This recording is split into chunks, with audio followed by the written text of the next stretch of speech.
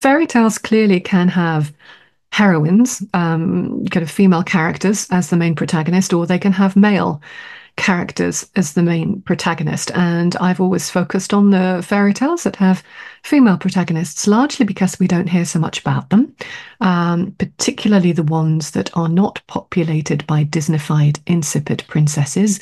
If you look at a proper fairy tale from the oral tradition, they're almost never populated by insipid female characters. They're all strong, feisty, able to save not only themselves, but their husband or their sister or their father. And the reason for this, if we go back to fairy tales from the oral tradition, is that they were traditionally the province of women. So just to give you an example, in Celtic countries, for example, the kind of hero sagas and the myths, the kind of cosmological or religious stories, tended to be the province of characters that we call in English today bards, who were more often than not men, not exclusively. Certainly in Ireland, there were female bards, but the stories that we're talking about were usually told by women to each other when carrying out domestic tasks. So they were stories about women like them or the women that they would like to be. They had situations in them that women would recognize, like, all of a sudden, gosh, you've got to spin an entire room full of straw into gold by the morning. Women knew all about impossible domestic tasks.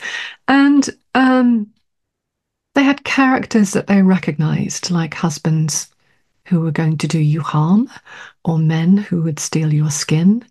And for that reason, I think they speak particularly to women. And that sense that we get in fairy tales where there is a female protagonist, that rupture that occurs at the beginning of a story where the heroine has to leave home.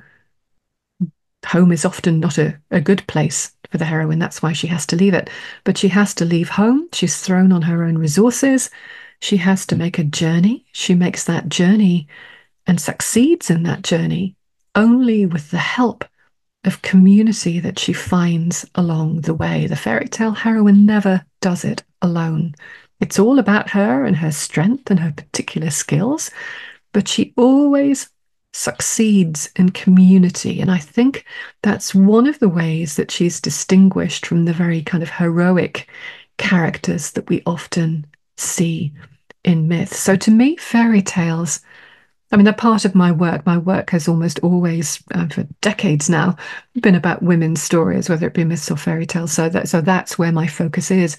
But I think that these women that are not well known compared to the kind of Disney princesses really teach us something about how it's possible to cope and to build community in a world that is very challenging and that's often filled with sorrow.